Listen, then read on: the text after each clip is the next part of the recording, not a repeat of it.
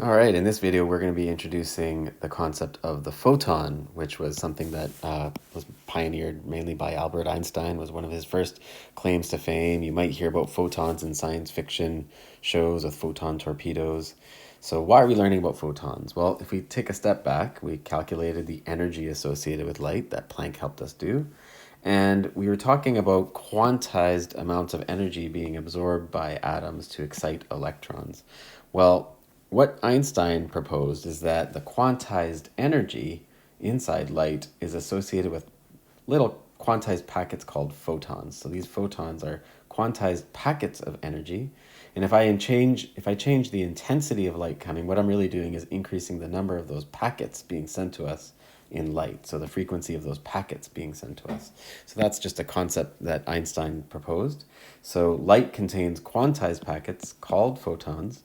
We still calculate the energy of those photons the same way that we calculate the energy of light, Planck's constant times the speed of light times wavelengths. And what I'm about to show is how Einstein proposed that these photons also have particle-like properties through some pretty clever experiments and ideas. Okay, so how did Einstein first observe the phenomenon that light might actually have particle-like properties? Well, when he was working prior to that, a lot of great research was happening with electricity, and of course there was a lot of work that we did using electroscopes to measure charge, which is what you can see over here. I have an electroscope that's charged up. If I take a wand and I make it negatively charged and I touch this zinc plate, I can transfer electrons onto that plate. The electrons will delocalize, and these little leaves, these really thin pieces of gold, are going to repel because they're negatively charged.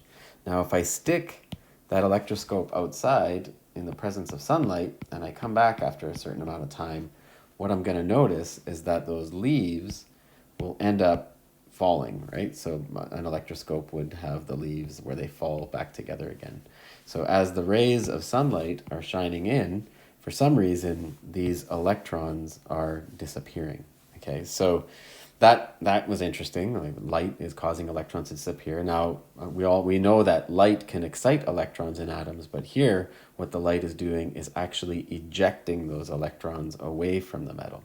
So light is knocking electrons out of a metal. And how is that happening? Is it happening by waves exciting those electrons up and then spilling those electrons out? Or are those photons that are inside the light knocking into electrons and transferring energy and kicking them out? What we do know is that light hitting that metal surface will cause the leaves to fall and the electrons to be removed. Now, something else that's important is that not all wavelengths of light are going to do that.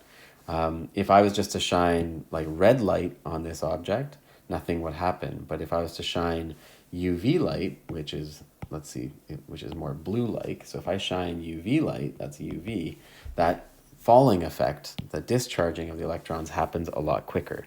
So for some reason, there's the higher energy light or certain energy light can knock those electrons off quicker. And then it's not like certain frequencies or wavelengths will do it. I can get a whole range of wavelengths that are going to do it. So I'll explain that a little bit better down in these slides. So when light is coming in, it's knocking those electrons off. And in this picture that you see over here, this is a better example. This is actually potassium. And if I shine 3 different wavelengths of light, the red wavelength does not knock electrons off, but the yellow and the blue wavelengths of light, the electrons are going to be ejected. Okay. And what we do know, and you'll find out later, is that a minimum amount of 2 electron volts of energy is needed. Any light that has beyond 2 electron volts of energy can knock electrons out of potassium. So there's a cutoff. Yellow light is just enough. It has 2.07 electron volts. Red light doesn't have enough. It's only 1.27. So any frequency of light that is beyond 2.07 electron volts in energy can technically knock those electrons off and make those leaves fall down. Okay, anything that's more red doesn't do anything at all. Okay, that's strange. All right, so this led Einstein to try to propose whether light in this case is behaving like a wave or a particle when knocking off the electrons. In order to answer that, we need to understand that the electrons in a metal, on that metal surface, are not technically like electrons in an atom in orbitals. Electrons in in a metal are delocalized in a sea of electrons. That's what this is saying. So these electrons are free to move. They have random kinetic energies. They're not bound in orbits, and they're freely delocalized around that surface. So light would technically be bumping into that cloud and knocking electrons out of that cloud. Okay, so in order to hypothesize how that light is actually working, we can look at it in two ways. If it's a wave that's causing this to happen, we can think about these electrons bound in something like a bathtub. It's like a sea of electrons. It's water in a bathtub. And if I was to splash that water at any random frequency, I'll make a disturbance. You can see these waves over here. And if I keep making that disturbance with the same frequency, I'll get constructive interference. HL students, you should remember that. And these amplitudes will add up. The waves will add up constructively. And over time, what would happen are these waves are going to get bigger and bigger and bigger, and they're going to splash out of the bathtub.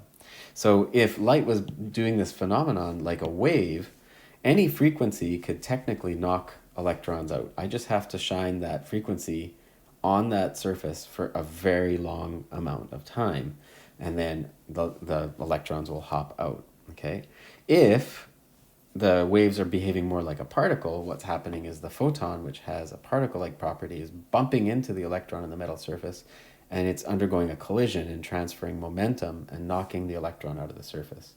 And that transfer of momentum and energy can actually be measured. We can measure the velocity of those electrons coming off. So higher energy light should technically give us higher velocity electrons coming off. Lower energy light would give us lower energy electrons coming off. And what's more important is that when light is hitting it, it's only through those collisions. So when the light stops, there should be no electrons coming off. In this model over here, when light stops, I would still have water that's disturbed and slowly spilling over, and there would be this kind of delay effect. So to summarize, if it was behaving like a waves, we could see a time delay. If it was behaving like a particle, there'd be no time delay. Only when the light is on do we see the collisions happening. If it behaved like waves, all frequencies should be able to transfer energy. It just takes a little bit more time for the lower frequencies, and then we get the electrons coming off. If it's particle, only certain frequencies can do it that have enough energy to knock the electrons out. After that frequency, all frequencies can knock the electrons out. And for waves, if I put higher frequencies of light and greater amplitudes, I should get greater amounts of electrons coming off, greater current. If it's particles, it doesn't matter what frequency I'm using. What only matters is the intensity, the number of photons hitting that surface at a time. So an experiment was conducted where it was a really interesting experiment where they designed a vacuum tube, a Crookes tube, and they shined light on a metal surface. They apply a voltage to it. And if I connect a circuit like this, I can measure the electrons being ejected in the form of a current. So if I shine different wavelengths of light or frequencies of light on that metal surface, I'll be able to detect the electrons coming off by detecting current. And then I can change the frequency of light and see what's going to happen. I can change the intensity of light and see what's going to happen. You're actually going to do a simulation of that to simulate this to make sure that you understand the theory behind this experiment. But when they did that experiment over here, you can see with these wavelengths over here, if I use red light and I'm shining on that cathode, red light doesn't have enough energy to knock any electrons out, so I wouldn't see any current at all. If I shine green light has more energy than needed, so I would see a current. If I shine a 400 nanometer light, I would also see a current. I would see energy coming off. I would see a current. But these currents, despite the fact the velocities, the current would be the same because the number of electrons coming off depends on the number of photons coming in and hitting at any time. So if I increase the intensity of the light, I should see an increase in current. And that's exactly what they saw. So they see current. If the intensity of light was the same, they saw the same current. But if they increased the intensity of light, they would see a greater amount of current. And they also saw all these things. When I shine the light, there is no time delay. There is a cutoff frequency, okay, which cancels out the wave phenomenon. And only intensity affects the current and not the frequency. So if I had the same intensity, I would have the same current despite differences in velocity of electrons. So that's the overall evidence that Einstein had to say that light has particle-like properties.